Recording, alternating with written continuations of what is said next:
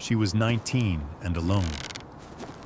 Her father had been dead 11 months, and the family who'd promised to look after her had sold every acre he'd ever walked, every fence post he'd ever set, every tree line he'd ever planted, and they'd sold it all for next to nothing, pennies against what the land was worth, because they wanted it gone, and they wanted her gone with it. She had $43 in a leather coin purse her father had stitched by hand, and she had no family left who would claim her, and she had no plan except to keep moving until the moving made sense. And with that $43, she bought the one plot of land in the entire valley that nobody wanted, a steep, tilted acre and a half on the north side of Harlan Ridge, with a collapsed root cellar and a cabin so far gone that the county assessor had crossed it off the tax rolls and written the word "condemned" in red pencil across the deed. But what nobody knew, not the assessor and not the county clerk and not the family who'd thrown her out, was that beneath the hearthstone of that cabin, her father had hidden something years before she was born, something he had always meant for her to find, and it would change every single thing about the life she thought she'd lost. If you haven't yet, subscribe now so you don't miss what happens next. Her name was Elara Wynne, and she was born on the 4th of March in a 2-room house on the eastern slope of the Bitterroot Range. The only child of a man named Thomas Wynne and a woman named Catherine, who did not survive the birth. Thomas was 31 years old when he became both a father and a widower in the same hour, and the midwife who delivered Elara said later that she had never seen a man hold a child the way Thomas held that girl. Not like something fragile, but like something he had been waiting for his entire life, and now finally understood. He was a woodworker by trade, a man who built furniture and repaired wagons and could look at a piece of timber and tell you what it wanted to become. He had come west from Pennsylvania at 22 with a set of hand tools that had belonged to his own father and a belief that if you worked carefully and honestly, the world would eventually make room for you. He built the house himself, every joint and beam, and he built the cradle Elara slept in. And he built the small pine box they buried Catherine in on the hillside above the creek, where the wild columbine grew thick in June. Elara grew up in sawdust and silence, and the particular warmth of a house where one person loves another without reservation. Thomas did not remarry. He did not send her away to be raised by relatives. He kept her with him in the shop from the time she could sit upright, and by the time she was 4, she knew the names of every tool on his bench: the draw knife and the spoke shave, the brace and bit, the coping saw, the number 4 smoothing plane with the rosewood handle that he kept sharper than any blade in the county. By 6, she could joint a board. By 8, she could cut a dovetail that Thomas said was cleaner than most he'd seen from grown men, and he was not a man who gave praise lightly. He taught her to read grain, to feel the difference between heartwood and sapwood with her fingertips, to understand that wood remembers the tree it came from and will always try to move back toward the shape it held when it was alive. He taught her to sharpen a chisel on an oilstone until the edge would shave the hair from her arm. He taught her to measure twice and cut once, and he taught her that patience was not the absence of action, but the presence of attention. And she carried that sentence inside her like a second heartbeat for the rest of her life. There was a woman in town named Margaret Soren, a widow of 63 who ran the dry goods store and kept a kitchen garden that produced more food per square foot than any farm in the valley. Margaret had known Catherine before she died, and she took it upon herself to teach Elara the things Thomas could not: how to preserve food, how to sew a seam that would hold through a winter of hard wearing, how to read weather by the behavior of birds and the color of the sky at dawn, how to make a poultice from yarrow, and how to set a bone if no doctor could be found. Margaret was spare and direct, and she did not soften her instructions for a child. She expected competence, and she got it. Because Ilara had been raised by a man who expected the same. On Ilara's 12th birthday, Margaret gave her a folding knife with a bone handle and a blade of carbon steel that held an edge beautifully, and she said only this: "A woman who can cut her own path doesn't need to ask permission to walk it." Ilara carried that knife in her coat pocket every day from that morning forward, and she was carrying it still on the day she was cast out. Thomas Wynne was not a wealthy man, but he was a careful one.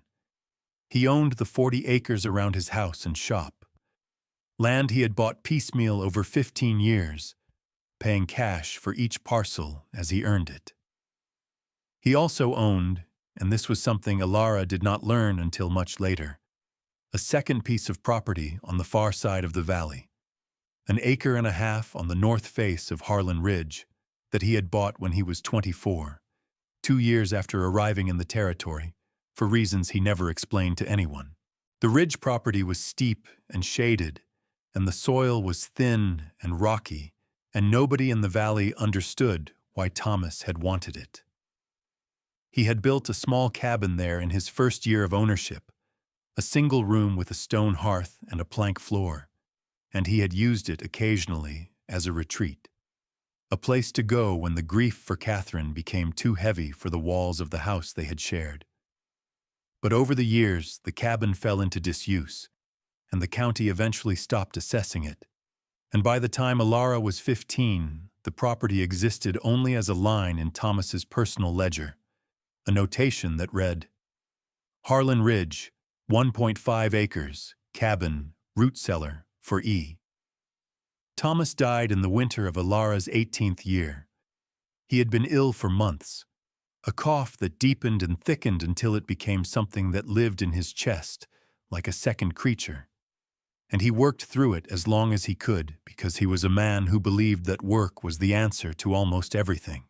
Ilara nursed him through the final weeks, sleeping on the floor beside his bed, keeping the stove fed, reading to him from the Bible he kept on the shelf, though he was not a particularly religious man. He died on a Tuesday morning with the light coming in through the east window and his hand in hers, and the last thing he said to her was, "You know where everything is." She thought he meant the shop, the tools, the accounts. She did not yet understand that he meant something else entirely.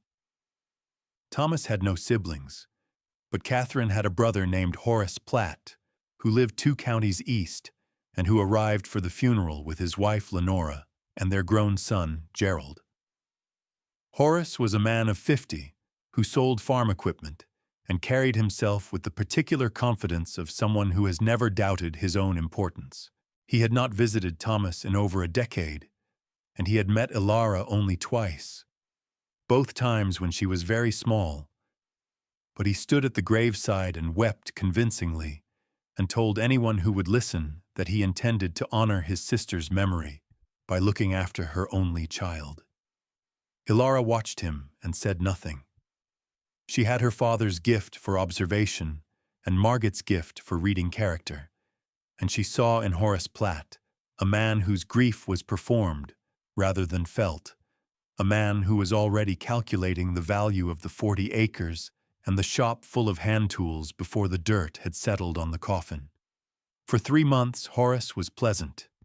He moved into the house with Lenora and Gerald, and he told Ilara she was welcome to stay as long as she liked, that this was her home and always would be. But within weeks he had begun selling Thomas's tools. The draw knife first, then the spokeshaves, then the chisels one by one, and finally the number 4 smoothing plane with the rosewood handle, which he sold to a man passing through town for $2.50. Ilara found the empty space on the bench where the plane had sat, and she stood there for a long time with her hand on the wood where the tool had rested, feeling the faint impression it had left in the surface, and she did not cry. But something inside her went very still and very cold. She asked Horace about the plane, and he told her it was his property now, that Thomas had left no will, that as Catherine's closest living relative, he was the rightful heir to everything, and that she should be grateful he was letting her sleep under a roof at all. The land went next. Horace sold the 40 acres to a cattle company for a price so low that the clerk at the land office asked him twice if he was certain. He sold the house and the shop separately to a man who wanted the lumber. He sold everything Thomas Wynne had spent 20 years building, and he did it in less than 6 weeks. And when it was done, he had a stack of bills that he counted each evening at the kitchen table while Alara sat in the next room and listened to the sound of paper against his fingers. She did not know about the Harlan Ridge property. Thomas had never mentioned it to her directly, and the personal ledger where he had written for E was in a drawer that Horace had emptied and burned on the second day. Not because he knew what was in it, but because he burned everything he considered clutter. The acre and a half on the north face of the ridge had been overlooked by Horace entirely. It was not listed in the county's active tax rolls.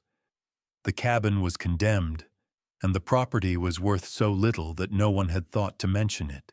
It sat there on the ridge, forgotten by everyone except the man who had built it and the land itself, waiting. The morning Alara was cast out was a Thursday in early April. She came downstairs to find her belongings packed into a canvas sack and set beside the front door. Lenora was in the kitchen and did not look up. Gerald was on the porch, whittling a stick with a knife that had belonged to Thomas. Horace was standing in the hallway with his coat on, as though he were the one leaving, and he spoke to her without meeting her eyes. "We've made arrangements," he said. "There's a family in town, the Burdens, who need a kitchen girl. I've told them you'll come today." Alara looked at the sack on the floor. It contained her clothes, her father's Bible, the leather coin purse with $43 inside it, and the bone-handled knife Margaret had given her. It did not contain a single one of her father's tools, because there were no tools left to contain. She picked up the sack and put it over her shoulder, and she walked out the front door and down the steps and past Gerald on the porch, and she did not look back, and she did not speak, and she did not go to the Burdens' house because she was not a kitchen girl, and she was not anyone's arrangement. She was Thomas Wynne's daughter, and she knew how to build things, and she walked south out of town on the main road with the morning light on her left shoulder and the weight of everything she owned in the world pressing against her back. She did not go to Margaret because Margaret had died the previous autumn, quietly in her sleep, in the room above the dry goods store, and the store had been taken over by a nephew from Helena, who did not know Alara's name. She did not go to any of the families in town because she had watched them watch Horace sell her father's life, and none of them had said a word. She walked south because south was the direction the road went, and because the morning was clear and the air was cold and clean and smelled of pine sap and snowmelt, and because walking was something she could do without anyone's permission. The road followed the valley floor for 6 miles before it began to climb. Alara walked steadily, not fast, her boots finding the ruts where wagon wheels had packed the mud into something almost solid. The mountains rose on both sides, dark with timber, their upper ridges still white with the last of the winter snow. She could hear the creek running somewhere to her left, high and fast with melt, and she could hear the wind in the tops of the ponderosa pines, that particular sound that is not quite a whisper and not quite a roar, but something in between, something that sounds like the world breathing. A red-tailed hawk circled above the tree line, tilting on the thermals, and she stopped to watch it for a moment, because her father had taught her that you should always stop for a hawk, that a hawk in the air is a reminder that the world is larger than your trouble. By midday, she had climbed out of the lower valley and into the transitional country, where the ponderosas gave way to Douglas fir, and the soil turned darker, and the light filtered through the canopy in long diagonal shafts, that looked almost solid enough to touch. She ate a piece of dried bread from her sack and drank from a spring that came out of a mossy rock face beside the road. The water so cold, it made her teeth ache. She could see Harlan Ridge ahead of her now, a long, dark spine of rock and timber running east to west across the head of the valley. And something about the shape of it, the way it sat against the sky like the back of a sleeping animal, made her feel a thing she could not name, a pull that was not quite recognition and not quite memory, but something older than both. She reached the crossroads at the base of the ridge in the late afternoon. There was a general store there, a low building with a tin roof and a porch that sagged in the middle, and a man sitting on the porch in a cane-backed chair with a ledger open on his knee. His name was Asa Drummond, and he was 67 years old, and he had run the store for 31 years, and he knew every piece of property on every ridge and in every hollow within 20 miles. Ilara climbed the porch steps and asked if he knew of any land for sale. Anything at all. Anything a person could buy for less than $50. Asa looked at her for a long time. He looked at her boots, which were good boots, well made, the kind a craftsman would own. He looked at her hands, which were calloused in the particular pattern that comes from years of working wood. He looked at the sack on her shoulder and the set of her jaw and the way she stood, which was the way a person stands when they have decided something and will not be talked out of it. "There's a condemned parcel on the north face," he said. "Acre and a half. Cabin's no good. Root cellars caved in on one side. County wants $40 for it just to clear the books. Nobody's wanted it in years." He paused. The man who built the cabin up there was a woodworker, name of Wynne. Ilara felt the ground shift beneath her feet, not physically, but in some deeper way, as though the world had just rearranged itself around a truth she had not known she was looking for. She said, "I'll take it." Asa studied her face. "You know the name?" "He was my father," Ilara said, and it was the first time she had spoken those words to anyone since Thomas died, and they came out steady and clear, and she was not ashamed of the way her voice held, because it held the way her father had taught her to hold a chisel, firm, deliberate, without apology. Asa Drummond drew up the paperwork himself, a single page in careful script, and Ilara counted out $40 from the leather coin purse and signed her name, and the land was hers. She had $3 left. Asa gave her directions, a trail that switchbacked up the north face through heavy timber, about 1.25 miles. The cabin at the top where the ridge leveled off into a small bench of flat ground before dropping away again on the far side. He told her to watch for the stone chimney, that it was the only thing still standing straight. She thanked him and walked out and began to climb. The trail was narrow and overgrown with alder and young fir, and in places it had washed out entirely, so that she had to pick her way across bare rock and exposed root. The light was failing as she climbed, the sun already behind the ridge, and the air grew colder with each switchback, and the timber grew thicker, and the silence grew deeper until the only sounds were her own breathing and the crunch of her boots on the packed needles and the occasional call of a varied thrush somewhere in the canopy above. That single haunting note that sounds like a question no one has ever answered.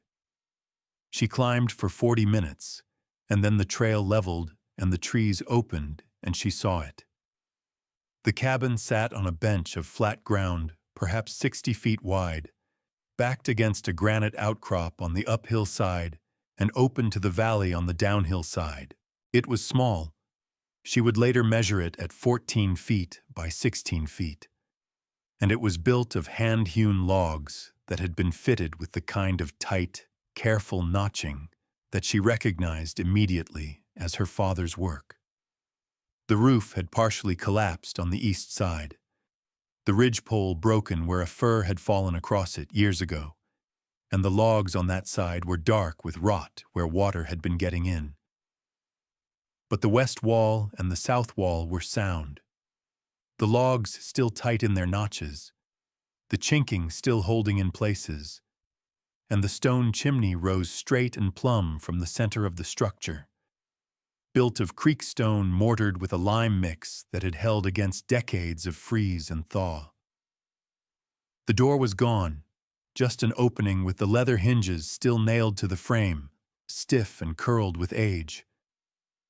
She stepped through. The interior was dim and smelled of damp wood and earth and something else, something faintly sweet that she would later identify as the dried remains of wild mint that had grown up through the broken floorboards. The floor was wide planks of ponderosa pine, hand-planed, and most of them were still solid despite the years of exposure. The hearth was a broad, flat stone, perhaps 3 feet by 4 feet, set level with the floor and blackened with the soot of old fires. There was a shelf on the west wall, still attached, holding nothing. There was a peg rail near the door with 2 wooden pegs remaining, and there was, against the south wall beneath the one window that still had its frame intact, a simple bench built into the wall, a sitting bench with a storage compartment beneath it, the lid warped but still hinged with wooden pins. She recognized the joinery.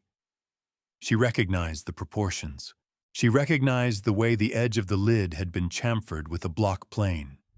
That particular gentle bevel that her father put on everything he built because he believed that nothing should have a sharp edge where a hand might rest. She sat on the bench and looked out through the open doorway at the valley below. The last light was draining from the sky, and the mountains across the valley were turning the color of bruised plums, and the first stars were appearing above the ridgeline. She had $3 and a condemned cabin and an acre and a half of steep, rocky ground that nobody in the world wanted. She had no tools except a folding knife. She had no food except half a piece of dried bread.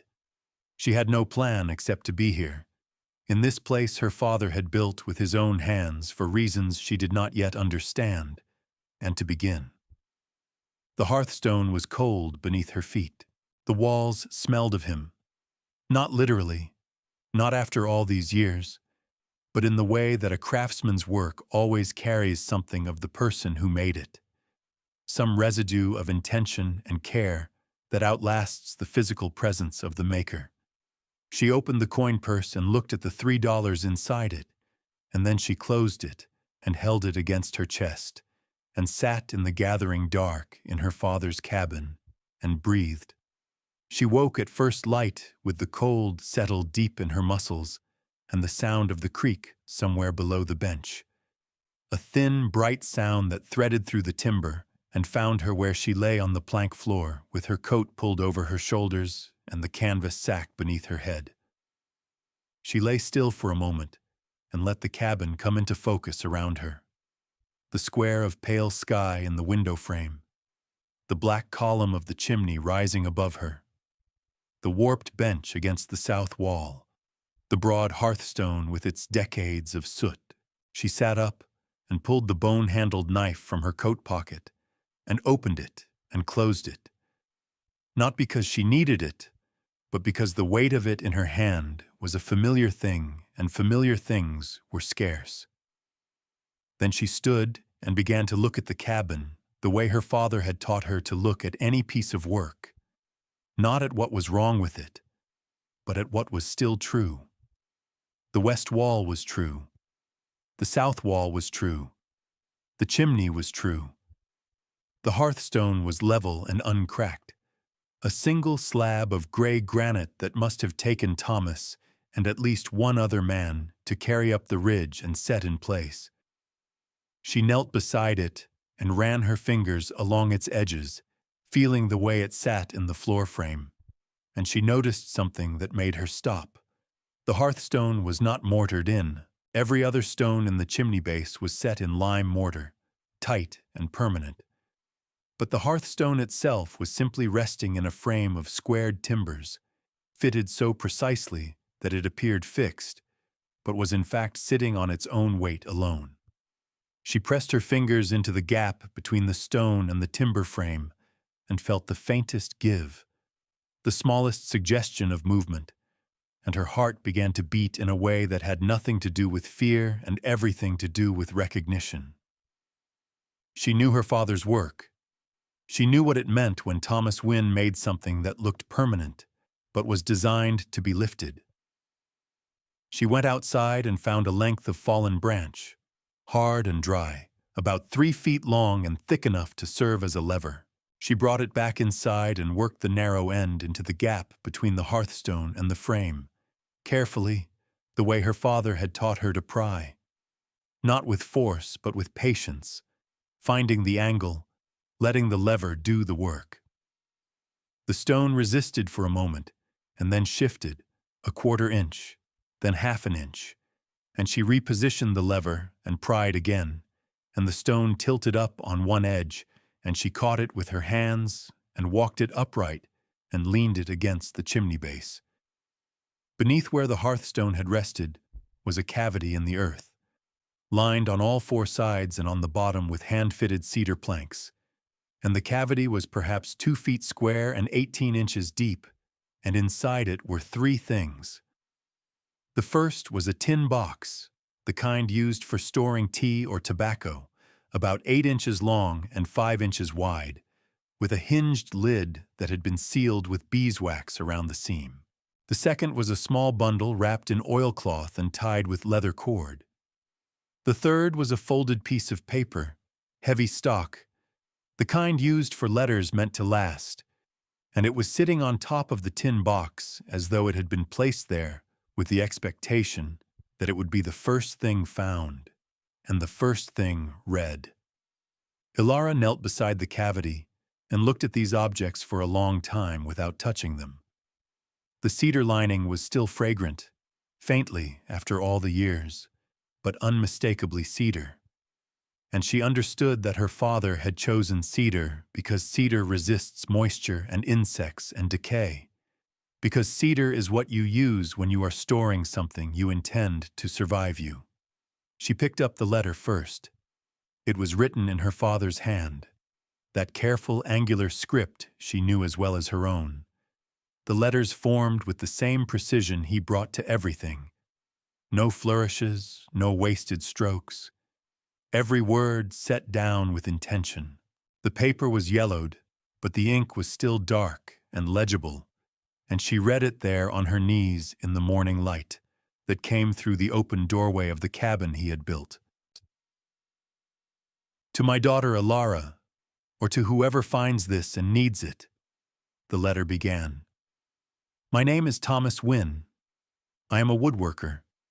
I built this cabin in my 24th year, the year I came to this valley, and I am writing this letter in my 32nd year, the year my daughter was born and my wife Catherine died. I do not know when this letter will be found, or by whom, but I am writing it because a man should leave something behind that explains what he intended. And what I intend is this: that the person who finds this place and takes the trouble to lift this stone should have what is beneath it. Because anyone who looks that carefully at the world deserves what careful looking reveals. Inside the tin box, you will find $214 in gold coin. I have saved this over 8 years of work, a little at a time, and I have put it here rather than in the bank in town, because banks fail and fires burn and people take what is not theirs, but the earth keeps what you give it. Inside the oilcloth you will find a ring that belonged to my wife Catherine. It is a plain gold band, and it is the most valuable thing I own, not because of the gold, but because of the hand that wore it. I am leaving it here because I want it to be found by someone who understands that value is not the same as price. If you are my daughter, then I want you to know that I built this cabin for you before you were born, before I knew you were coming. because I believed that a person should always have a place to go that belongs to them and to no one else. I did not know then that you would be a girl, or that your mother would die, or that I would raise you alone, but I knew that the world is not always kind, and that a place of your own is the one thing that cannot be taken from you as long as you know where it is. I am sorry if I am not there to show you. I am sorry if you had to find it alone, but you are here, and that means you and that means you are the person I raised you to be. Build something good here. I love you without condition and without end. Your father, Thomas Wynne. Ilara read the letter twice. She folded it and held it against her chest, and she sat on the floor of the cabin, and she did not cry. Not because she was hard, or because she had been taught not to, but because what she felt was too large and too quiet for tears. It was the feeling of being found.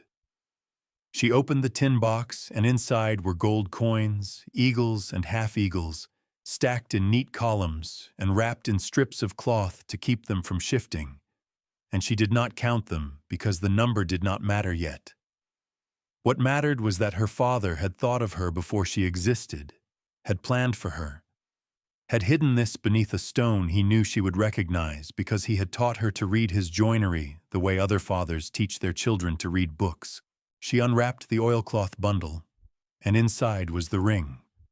A plain gold band worn smooth on the inside from years against skin, and she held it up to the light and looked through it at the valley below, and she put it on her left hand where it fit loosely but where it would stay.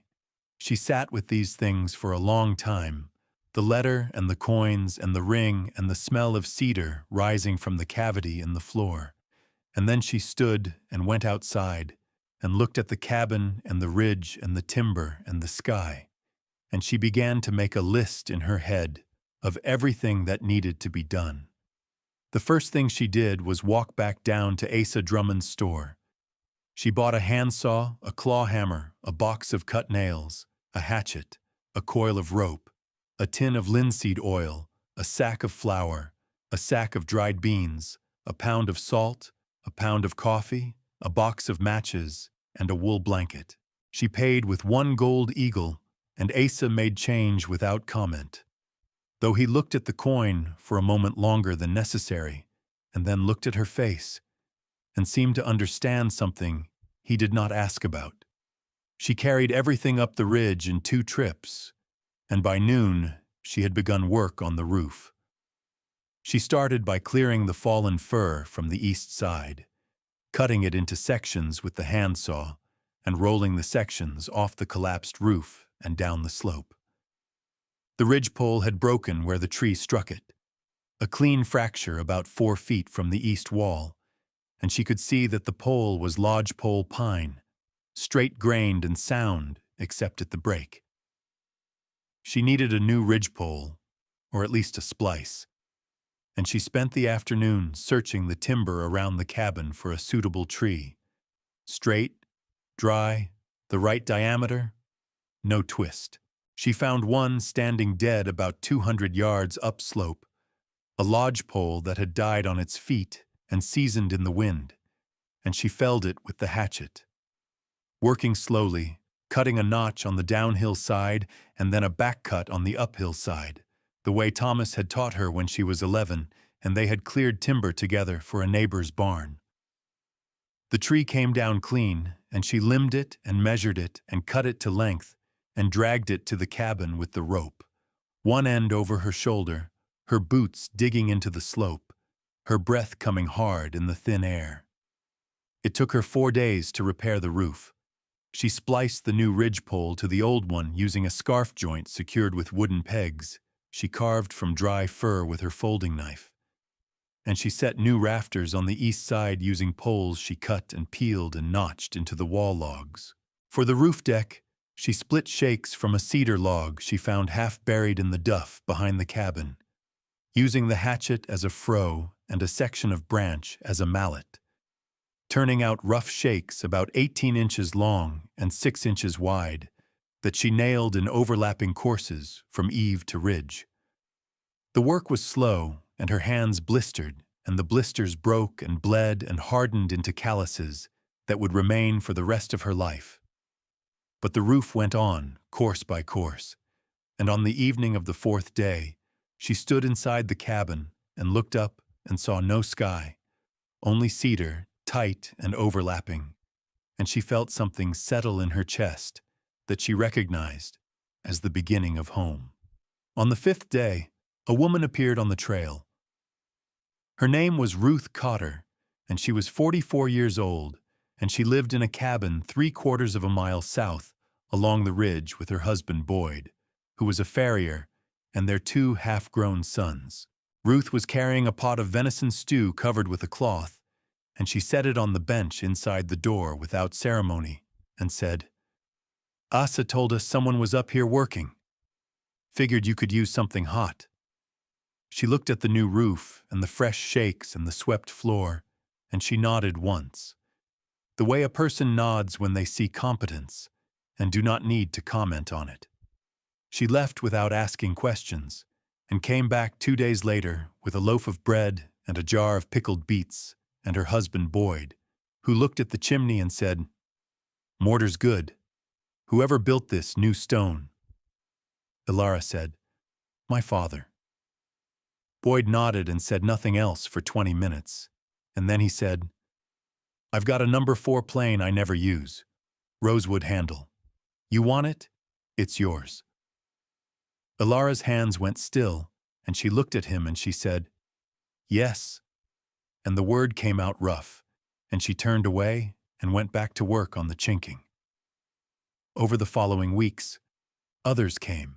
A man named Doss Everly, 51, a retired logger who lived down in the valley, brought a cross-cut saw and helped Ilara mill planks for replacing the rotted floorboards on the east side. He showed her how to set up a pit saw frame between 2 stumps, and they worked opposite ends of the blade for 2 full days, cutting boards from a windfall ponderosa, the sawdust falling between them in a golden curtain. A young woman named Pell Archer, 23, who kept bees on the south slope of the ridge, brought a comb of honey and stayed to help Ilara mix new chinking from lime and sand and horsehair that Boyd Cotter provided. Pell was quiet and precise, and she worked the chinking into the gaps between the logs with a flat stick, the way she worked wax in her hives, with a patience that Ilara recognized as kin to her own. An old man named Fenton Greer, 76, who had been a carpenter in his working years and now spent his days mending chairs and sharpening tools for anyone who asked, walked up the ridge trail one morning with a canvas roll of chisels, 8 of them, various widths, all sharp, and he set them on the bench and said, "These need someone who'll use them." And he sat on a stump outside and watched Ilara work for an hour, and then he walked back down without saying goodbye, because Fenton Greer was not a man who believed in goodbyes. The cabin came together the way a life comes together, not all at once, not according to a plan, but through the accumulation of small, correct decisions made one after another in the right order. Ilara replaced the east floor planks with the boards she and Doss had milled, planing them smooth with Boyd's number 4 plane, which was not her father's plane, but which had the same rosewood handle and the same weight in her hand, and which cut the same sweet curling shavings that fell to the floor like questions answered. She built a new door from 3 wide boards joined with battens and hung it on iron hinges that Asa Drummond sold her at cost. She rebuilt the bench against the south wall, keeping the original frame her father had made, but replacing the warped lid with a new one she cut and planed and chamfered with the same gentle bevel Thomas had used, because some things should be carried forward exactly as they were. She chinked every gap in every wall. She oiled every log with linseed until the wood darkened and glowed. She cleared the root cellar of its collapsed earth and shored it with new timbers and lined the shelves with cedar planks and filled it with the food she bought with her father's gold. sacks of flour and beans and rice, jars of preserved fruit that Ruth Cotter taught her to put up, crocks of sauerkraut, strings of dried venison. By midsummer, the cabin was whole. It was not large and it was not fine, but it was tight and warm and dry, and every joint in it was honest, and every surface had been touched by hands that cared about what they were making. Ilara planted a kitchen garden on the south-facing slope below the bench, turning the thin soil with a mattock Doss Everly lent her. Working in compost she made from kitchen scraps and forest duff, planting seeds that Pell Archer gave her from her own stock, beans and squash and turnips and herbs. She split firewood and stacked it against the north wall in cords so straight and tight that Fenton Greer, passing by one afternoon, stopped and looked at them and said, "Your father teach you that?" And she said, "Yes." And he said, "Good man," and kept walking. People began to know her name, not because she introduced herself or sought attention, but because she was there, on the ridge, working, and because the work was visible and the work was good. Ruth Cotter brought her into the rhythm of the ridge. The Saturday gatherings at the Cotters' cabin where the families shared food and news. The trading of labor that was the economy of the place. The unspoken understanding that you helped your neighbors not because you expected help in return, but because helping was what made you a neighbor. Ilara repaired a chair for Isa Drummond, rebuilt a window frame for Pell Archer, sharpened tools for Fenton Greer when his hands grew too stiff to hold the stone steady. She was quiet, and she worked hard, and she did not tell her story to anyone because she did not need to. The story was in the cabin, in the garden, in the wood shavings that curled from the plain, in the way she stood on the ridge in the evening light and looked out at the valley with the expression of a person who has arrived somewhere they intend to stay. On an evening in late August, with the garden producing and the root cellar full and the chimney drawing clean and the new door swinging true on its iron hinges, Ilara sat on the bench her father had built, and she had rebuilt, and she looked out through the window at the valley below. The light was amber, and the mountains were turning violet, and the creek was a silver thread in the dark timber, and the hawk was circling, the same hawk or its descendant, tilting on the thermals above the tree line. On the bench beside her were two objects: the bone-handled knife Margaret Soren had given her on her 12th birthday, and the plain gold ring that had belonged to her mother Catherine, found beneath a hearthstone her father had set with his own hands 20 years before. Two objects from two people who had loved her, one who had known her and one who had died before knowing her, both left behind so that she would carry something of them forward into whatever life she built. She thought about Thomas, about the letter, about the sentence that had stayed with her since the morning she read it on her knees in the doorway. Anyone who looks that carefully at the world deserves what careful looking reveals. She thought about Horace Platt, who had sold 40 acres and a lifetime of tools for a fraction of their worth, because he could not see what they were worth, because he measured value only in what could be counted and carried away. She thought about the acre and a half on the north face of Harlan Ridge that nobody had wanted, the steep rocky ground, the condemned cabin, the collapsed root cellar, the property the county assessor had crossed off the books. And she understood now why her father had bought it, and why he had built here, and why he had hidden what he'd hidden. Not because the land was valuable in any way the world recognized, but because it was a place that would be overlooked, a place that would wait, a place that would keep its secrets until the right person came looking. He had known her before she was born. He had known that she would be the kind of person who looked carefully. He had built this place the way he built everything, with patience, with precision, with love that did not announce itself but simply held. Ilara Wynne was 19 years old. She had been cast out of her father's house with $43 and a canvas sack, and no family who would claim her. She had walked south on a spring morning with nothing but the clothes on her back and a knife in her pocket, and the memory of a man who had taught her that patience was not the absence of action, but the presence of attention. She had spent $40 on an acre and a half of land that nobody wanted, a condemned cabin on a ridge that the county had forgotten. And beneath the hearthstone of that cabin, she had found $214 in gold. A letter written in her father's hand, and her mother's wedding ring. She had rebuilt the cabin with her own hands, and the help of people who became her neighbors, and then became her community, and then became something that did not have a name, but that felt, when she sat among them on Saturday evenings with the fire going, and the coffee hot, and the conversation low and easy, like the thing she had been walking toward her whole life. It was the best $40 she ever spent.